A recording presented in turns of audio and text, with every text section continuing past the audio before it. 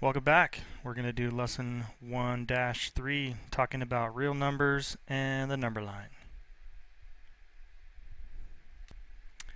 Alright, so if this pattern continues, which will be the first figure to contain more than 200 square units? The first one has 1 square unit. The second one is 2 across and 2 high. That makes 4 square units. The third one is 3 across and 3 high, and there's 9 square units in there. The fourth one is 4 across and 4 high, and if you count them up, there's 16 in there. But there's a faster way to figure counting them up. If you multiply the length times the width, 3 times 3 is 9, 4 times 4 is 16, and if you notice, when you do 4 times 4, that's the same as what we call 4 squared. And look what 4 squared gives you: the area of a 4 by 4 square. 3 squared gives you the area of a 3 by 3 square, 9 square units. So this is actually where we get the nickname for the second power. That's why we call it, instead of 3 to the second power, we can call it 3 squared. So the fifth term in this sequence, or the fifth member of this sequence, will be 5 wide by 5 high. It would be 5 squared, and that would be 25 square units. So how far do we have to go until we get more than 200 square units? Yes, Robert. Hey, that's a cool list you got there in your notes, and that would be really handy, hint hint, for anyone to have in their notes. So for the numbers 1 through 20, he's gone ahead and found the square of each number. 1 squared is 1, 2 squared is 4, 3 squared is 9, and so on. So where do we get the first number more than 200? Looks like right there. So it would be the 15th term. The 15th figure would have more than 200. I would make one of these in your notes if I were you.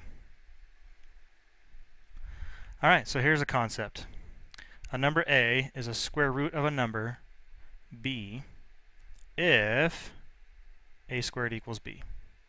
So that means if A squared equals B, then A is a square root. So let me write that down real quick. If A squared equals B, then A is a square root of B. And here's a nice little note, is that there's 2 square roots for each number. There's so think about the square root of 4. We normally would just say, oh, the square root of 4 is 2, because 2 squared equals 4. But there's another number that if you square it, you get 4. What's negative 2 squared? Negative 2 squared also equals 4. So there's a positive square root, which we call the principal square root, and then there's a negative square root. We're going to start dealing with the negative square roots in lesson 1.6. Okay, so this symbol here is called the radical symbol. The square root symbol is called the radical symbol, and it indicates a non-negative square root. So we're not, when we do this guy, we're not talking about the negative answer. We're talking about the positive answer. Whatever is under the radical sign is called the radicand. So you can see that here. The radical symbol with the radicand under it, and all together we call that a radical. And remember that this radical sign indicates the positive or principal square root. Alright, so how do I know that the principal square root of 81 is 9? Because 9 squared equals 81. So 9, and 9 is positive, so 9 is a square root of 81. What about this guy? Well, 3/4, if you square it, that's 3/4 times 3/4. And 3 times 3 is 9. 4 times 4 is 16. So therefore 3/4 is a square root of 9/16. Alright, pause the video and see if you can answer these 4 questions. Okay, so what's the square root of 64? Well, the principal square root of 64 is 8, because 8 squared equals 64. And what's the principal square root of 25? That equals 5, because 5 squared is 25. What is the principal square root of 1 over 36? Well, the square root of 1 is 1, and the square root of 36 is 6. So that's 1/6. And for this guy, the square root of 81 is 9, because 9 times 9 is 81. The square root of 121 is 11, because 11 squared is 121. Speaking of 121, the secret phrase for this lesson is codswallop. Codswallop. So, the square of an integer is called a perfect square. So remember that list we had? 1, 2, 3 for n, and then n squared was 1, 2 squared is 4, 3 squared is 9. These numbers here are your perfect squares. Hey, look, there they are. Neato. So this column is your perfect squares, the square of an integer. Other numbers have squares, like 1.5. If you square that, you'll still get a number, but it's not going to be a nice pretty one like this. Not going to be a perfect square, because it wouldn't be the square of an integer. But enough about perfect squares. Let's talk about lobster eyes. Lobster eyes are made of tiny square regions like this. Under a microscope, the surface of the eye looks like graph paper. So, a scientist named Susan measured this, and she found that there were 386 square microns of area in here. So the question comes up, what is the side length of one of these guys? What is the side length? Well, if I know that the side length squared equals about 386, so this number is a square. Well, let's see, where would that put us on the n squared column? 386, it would put us right in here, wouldn't it? Well, let's think about this. What's the square root of that? If we were to find the square root of 386, that would give us s, because the square root of s squared is just s.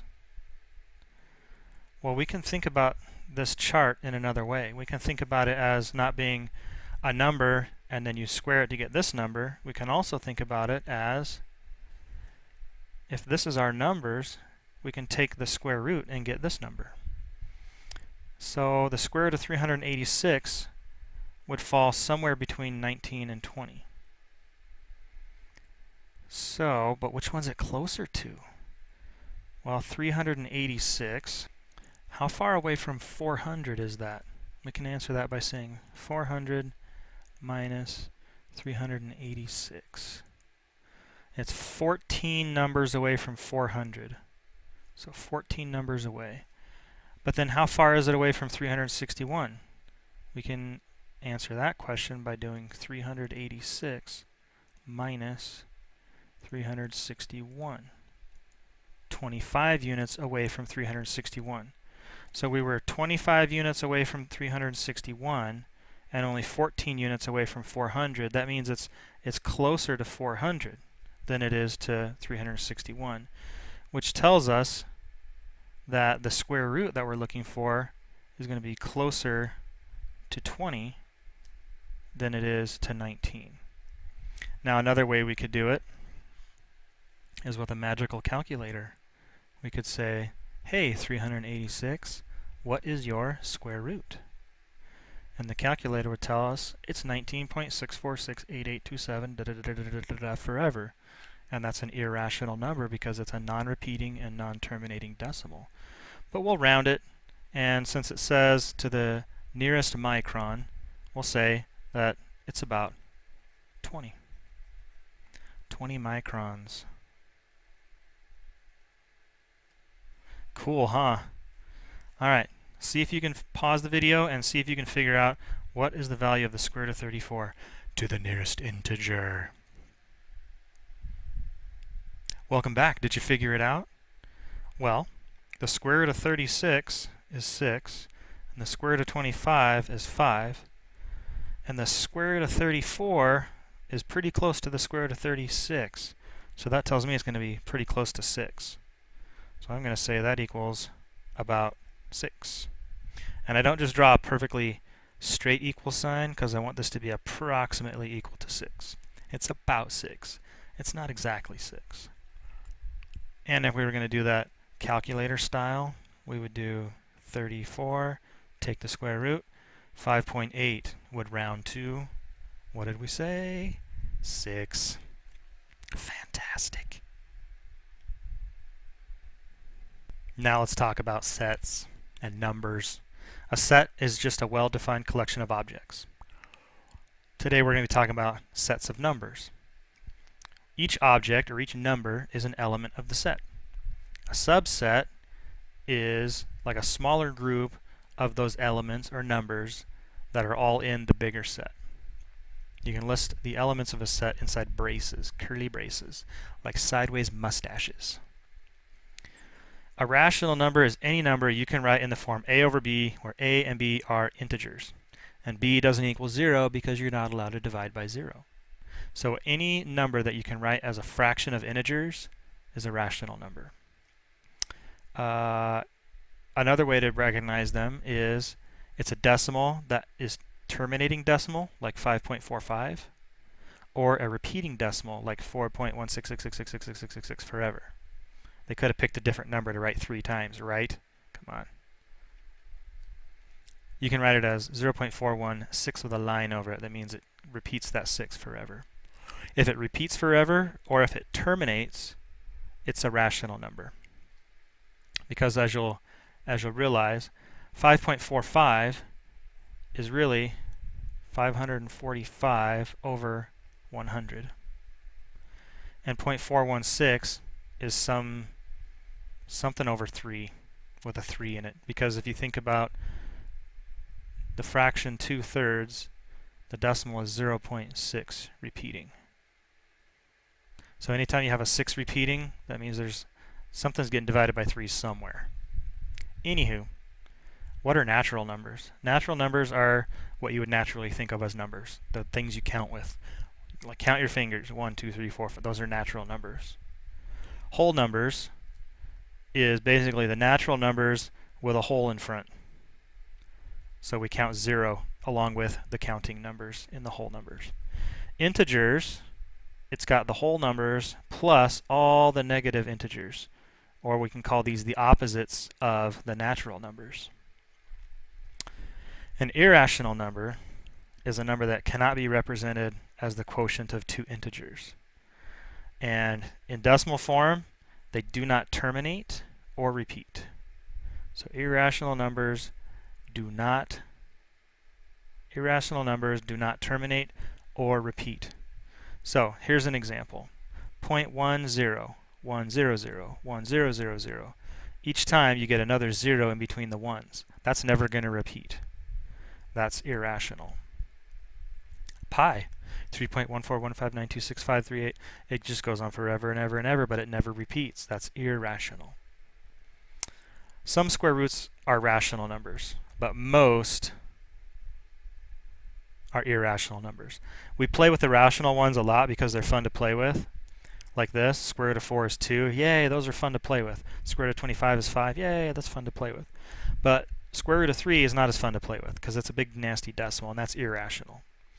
So there's a few square roots that come out clean. Square roots of perfect squares.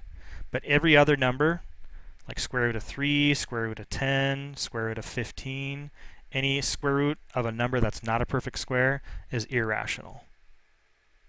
So there's really a couple ways to point out an irrational number. Either it's a decimal that goes on forever and ever and ever and ever and ever, or it's the square root of something that doesn't come out nice. If it's a square root that comes out as 1 point blah blah blah blah blah bunch of numbers, that's irrational. You put the rational numbers and the irrational numbers together, boom, that's your real numbers. Alright, let's classify some real numbers. 15. What subsets of the real numbers does 15 belong to? Well, 15 is a counting number. If me and my friend put up 3 hands, we would count 15 fingers between the two of us. So, we know it's a natural number. It's also a whole number and an integer, and it's a rational number because you can write it as 15 over 1. What about negative 1.4583? Now there's nothing on here that tells us that this is repeating, and there's no dot dot dot to tell me that it goes on forever. This is a terminating decimal, which means it's a rational number. It's not a natural number because I don't have negative 1.4583 fingers. It's not a whole number or an integer, it's just a rational number. How about square root of 57? Well, square root of 57 is not a perfect square. It's not on our chart, our little list of perfect squares. There's 64, that's 8 squared, and there's 49, that's 7 squared, but 57, not going to come out clean, so that's going to be irrational. Alright, why don't you take a pause and see if you can figure out what sets these guys belong to. Did you get it? So the square root of 9 is actually 3. That's an integer. That's also a whole number. That's also a natural number. And it's also rational because I can write it as 3 over 1.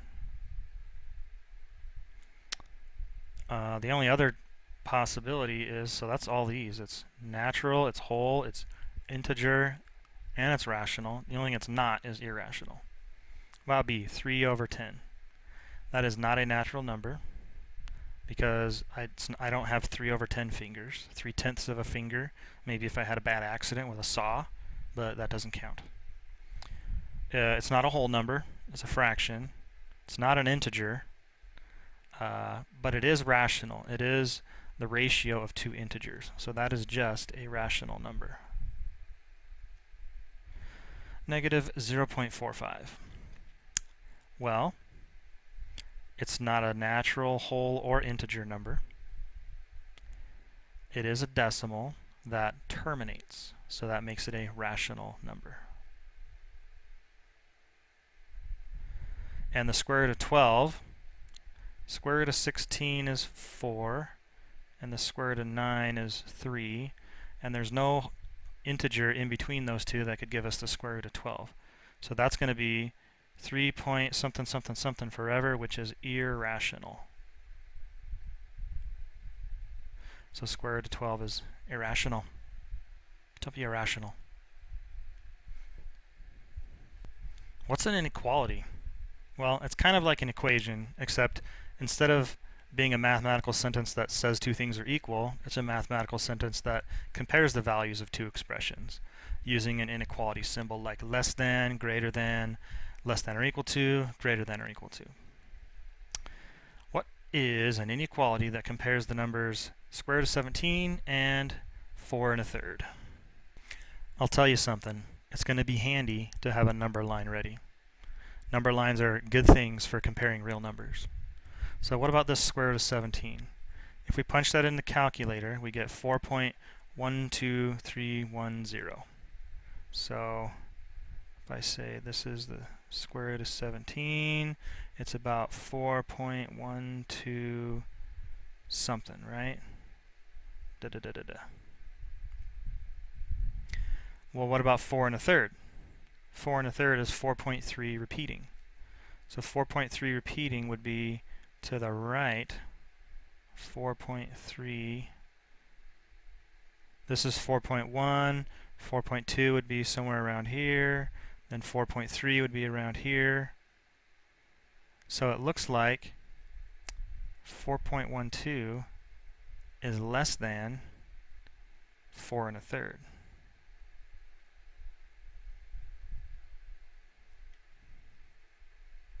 So that tells us that the square root of 17, which was the 4.12, is less than 4 1/3. So pause and see if you can figure out an inequality that relates these two numbers. Did you get it? Alright, let's make a little number line. Let's make this 11. Let's make this 12. Let's make this 10. And 11.52 is going to be right about here. The square root of 129, let's see, 129 square root is about 11.3, 11.4. So that is going to be a little bit to the left here. So 11.4 was the square root of 129, and this is 11.52. Since the square root of 129 is to the left, lower numbers are to the left. That means that the square root of 129 is less than 11.52. Looking back at problem 4, is there another inequality we could write that compares the two numbers? So is there something else we could write here? And the answer is, yeah, you could just flip it around. You could say that 4 1/3 is greater than the square root of 17. It's the same relationship, but it's just written a different way. Square root of 17 being less than 4 1/3, or 4 1/3 being more than square root of 17.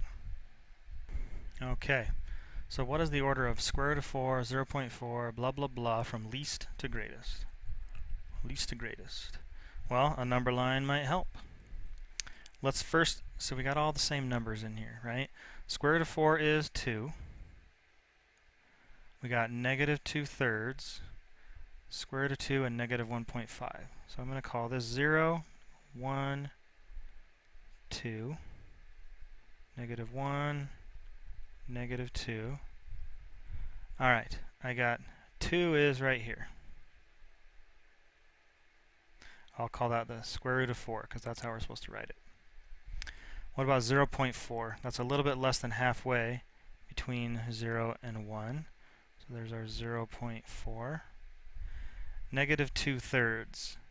That's 2/3 of the way from 0 to negative 1. So this right here is negative 2/3. The square root of 2 is about 1.4. So 1.4 is about here, and that was square root of 2. And then negative 1.5, here's negative 1. Negative 1.5 is going to be halfway to negative 2. And that is negative 1.5. So this tells us the order from least to greatest. Negative 1.5, negative 2/3, 0.4, square root of 2, and square root of 4. And that is right here. Alright, so pause it, see if you can do this.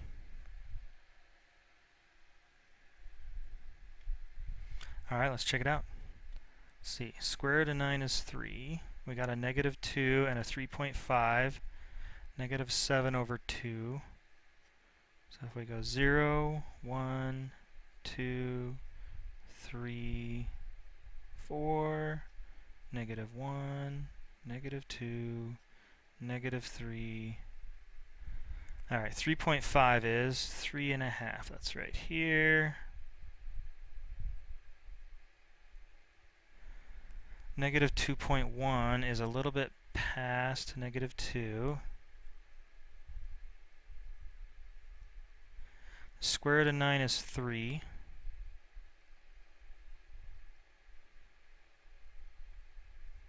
Negative 7 over 2, as a mixed number, that would be negative 3.5.